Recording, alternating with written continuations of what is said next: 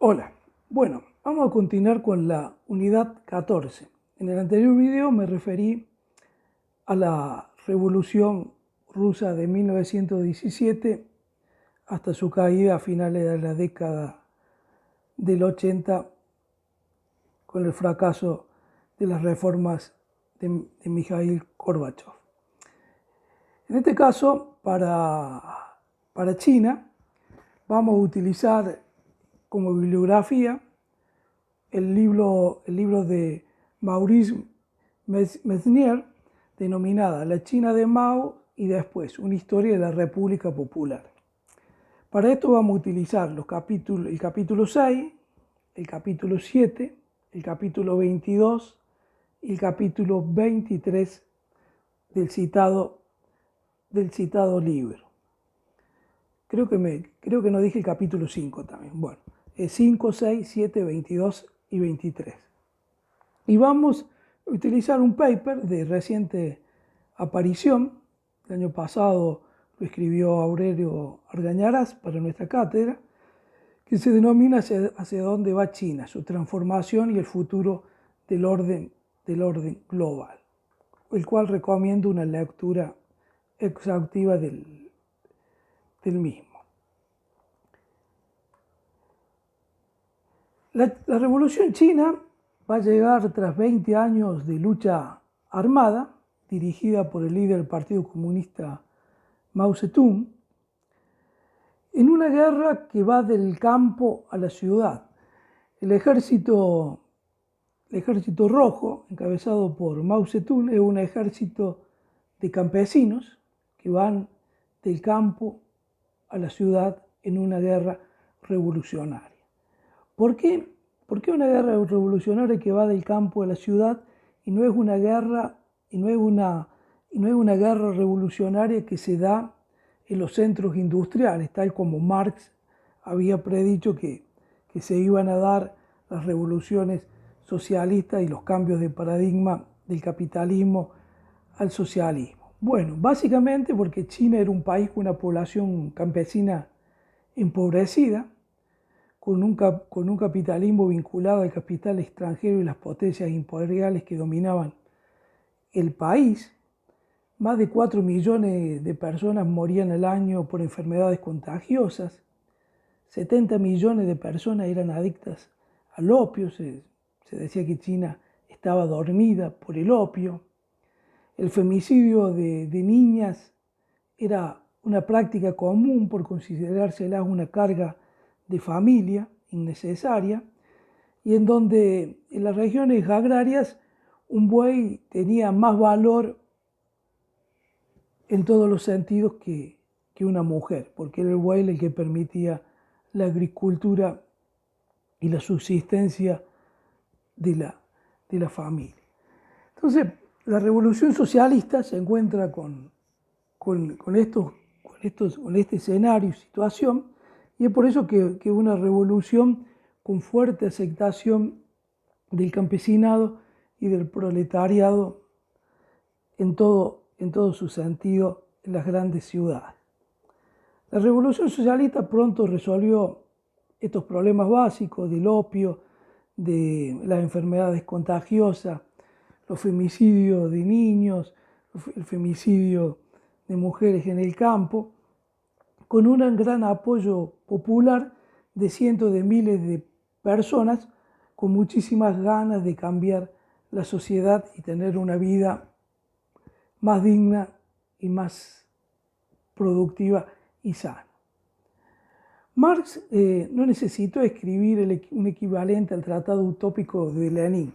La obra básica de Lenin es ese libro denominado El Estado y la Revolución, publicado en 1917, donde Lenin fijaba los pasos para llegar al comunismo. El comunismo, siempre los alumnos me preguntan, o sea, se confunde a veces socialismo con comunismo. En realidad el comunismo es una utopía, porque nunca un país llegó a tener una sociedad comunista. Lo que han existido son regímenes socialistas dominados bajo partidos comunismo. Y voy a explicar esto porque es importante para comprender esta diferencia de socialismo y comunismo.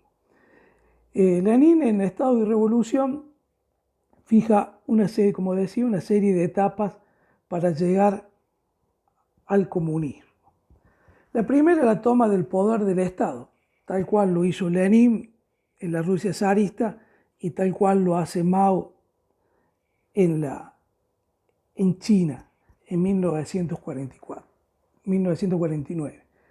El segundo paso, una vez tomado el poder del Estado, es la dictadura del proletariado, es decir, que el proletariado, los trabajadores, se hagan cargo de la cosa pública y de la cosa privada. Entonces, todos los medios de producción pasan de manos del dueño, del burgués, a manos de los trabajadores. Los medios de producción, y esto cambia las relaciones de producción. Y al cambiar las relaciones de producción, se van a cambiar también las relaciones sociales. Esto también lo va a hacer Mao y también lo va a hacer Lenin y Stalin en la Unión Soviética. El tercer paso para llegar al comunismo es algo que ninguno de los regímenes socialistas existentes en el siglo XX llegaron a realizarlo, que es la destrucción del Estado como instrumento de poder y de dominación. Es decir, que no existe una superestructura tanto ideológica y material de dominación que medie en forma vertical en una relación de tipo amo-esclavo, tal cual la esbozaba Hegel en su famosa obra. Y una vez destruido el Estado y rota estas relaciones de dominación del Estado sobre el proletariado, aunque el proletariado está en manos del Estado, entonces ahí hay una dialéctica, se va a llegar al comunismo.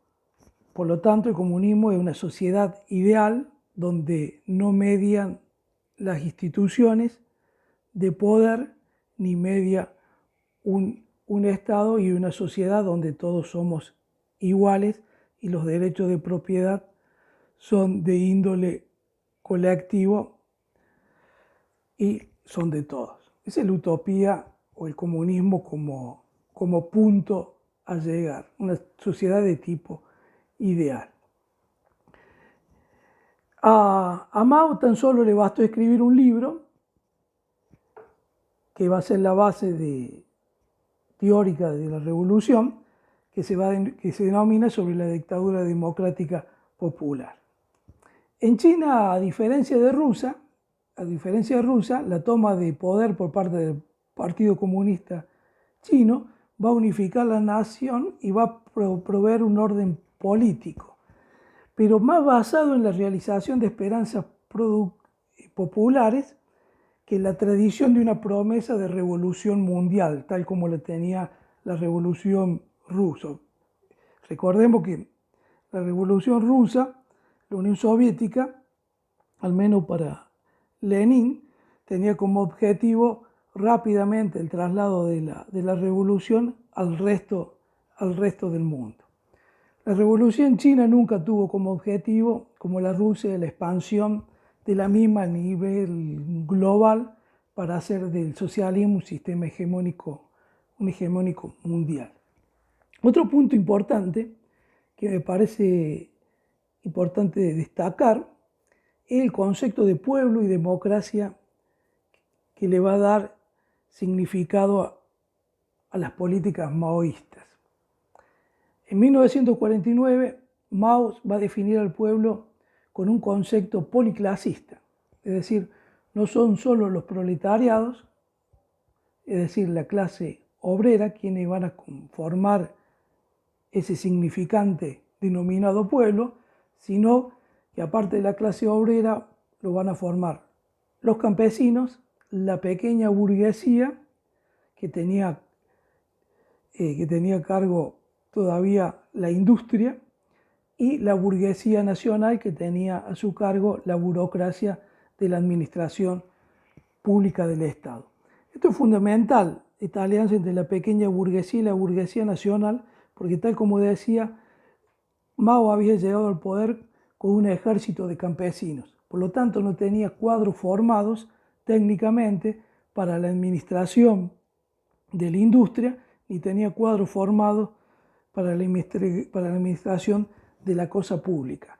Entonces, esto permitió que los cuadros políticos que venían del Partido Rojo se incorporaran a la administración pública y a la administración industrial y fueran aprendiendo haciendo junto a la burguesía. Esto es clave para entender la revolución maoísta. Mientras que la democracia, el concepto de democracia significaba tres cosas. Significaba la democracia burguesa en el sentido tradicional, es decir, de representatividad y elección de sus líderes. Especificaba y representaba también una etapa específica de desarrollo socioeconómico bajo un marco democrático, es decir, de amplio consenso de la población, y se representaba básicamente la representación de las cuatro clases sociales que componían el pueblo. Las clases sociales que quedaban fuera de esta denominación de pueblo eran consideradas antidemocráticas, es decir, la oligarquía rural y los antirrevolucionarios. Ustedes van a encontrar como etapas que hay ahí dentro de la bibliografía. Estas etapas las podemos simplificar en la unificación territorial entre el campo y la ciudad, tratando de disminuir esa brecha que había entre el campo y la ciudad, que es clave para el progreso que va a experimentar China a partir de la muerte de Mao Zedong y el ascenso de Deng Xiaoping, y que va a iniciar las reformas capitalistas en la China socialista. Otra etapa era restablecer el orden público y los servicios municipales en las ciudades. Había que buscar que existiera esa relación, tal como mencionaba anteriormente, entre la burocracia estatal y empresaria con el campesinado del Estado Rojo en el manejo de la cosa pública y empresaria. Y de 1950 a 1952 se va a producir la reforma agraria. En 1958 a 1961 se va a producir lo que se conoce como el gran salto hacia adelante, que es un total fracaso, para llegar a 1966 y hasta 1969, aunque en realidad se extendió hasta la muerte de Mao